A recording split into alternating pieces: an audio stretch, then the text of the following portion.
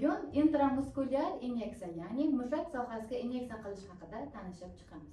Intramuskulyar inyeksiya bu dori moddasini to'g'ridan-to'g'ri mushak to'qimasiga yuborish hisoblanadi. Intramuskulyar inyeksiya uchun ko'rsatmalar, ya'ni biz qaysi dori moddalarini mushak sohasiga qo'llashimiz mumkin. Bularga misol qilib antibiotiklar, jumladan seftraksion yoki bo'lmasam og'riq qoldiruvchilar, misol tariqasida analgin dorisini olishimiz mumkin.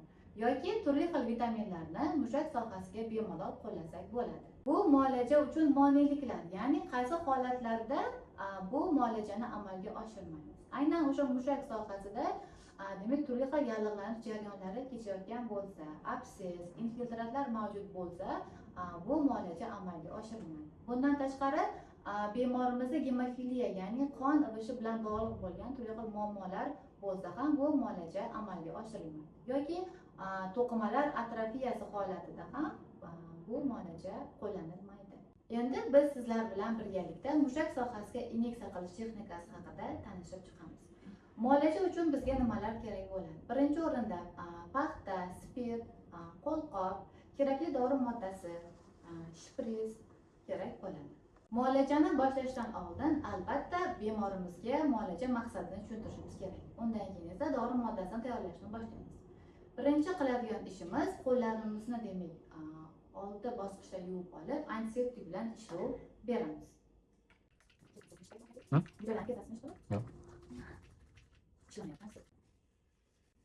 Qo'llarimiz mutlaq antiseptikdan qurigandan so'ng biz perchatkalarni kiyishimiz kerak.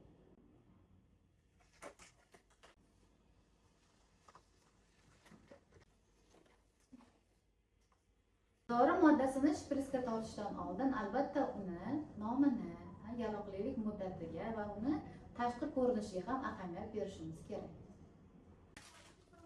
Shprisni olamiz. Qo'ldan kerakli dori moddasini tortib olishdan avval albatta unga spirtli paxta bilan ishlov beramiz va xuddi shu paxtamiz bilan ampulani sindirib yoki ochib olamiz. Va shprisga dori moddasini tortamiz. Dori tortayotganimizda shunga e'tiborli bo'lishimiz kerakki, shprisimizni ignasi ampula devorlariga tegmasligi kerak. Agar tegadigan bo'lsa, shpris ignasini demak o'tmaslashtirib qo'yishi mumkin. Dori moddasini tortib olganimizdan keyin shprisdagi havo chiqarib yuboriladi.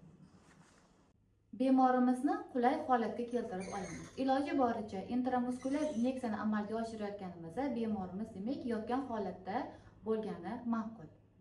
Intramuskulyar inyeksiya dumba sohasida doim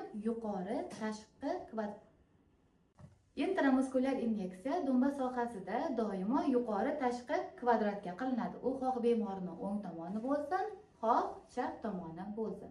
Nega aynan bu soha? Chunki aynan mana shu sohada yirik qon tomirlar va nervlar kam.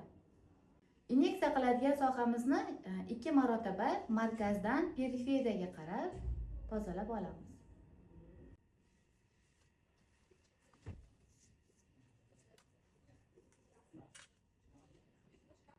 Inyeksiya qiladigan sohamizga ishlov berib bo'lganimizdan keyin shprisni 90 gradus burchak ostida kiritamiz. Va porshonni biroz ortga tortamiz. Agar shprisimizda qon chiqmasa, demak biz to'g'ri tushganmiz. Agar qon ko'rinadigan bo'lsa, biz inyeksiyani davom ettirmaymiz. Balki shprisni tortib olib, shu zahotiyoq muolajani to'xtatishimiz kerak. Hozir bizda qon demak ko'rinmadi, biz bemalol muolajani amalga oshirishimiz mumkin. Dori moddasini yuborib bo'lganimizdan keyin boshqa spirtli paxtamiz bilan demak inyeksiya joyiga qo'yamiz va shprisni ehtiyotkorlik bilan chiqarib olamiz. Yonbosh sohasiga inyeksiya qilayotganimizda biz quyidagi narsalarga e'tibor berishimiz kerak. Jumladan doimo biz muolaja bajarayotganimizda iloji boricha bemorimiz yotgan holatda bo'lishi kerak. Va undan keyingi e'tiborga oladigan narsamiz doimo almashlab demak inyeksiya qilishimiz kerak. Shuning uchun ertalab 10 yonboshga bemorimiz inyeksiyasini oldi.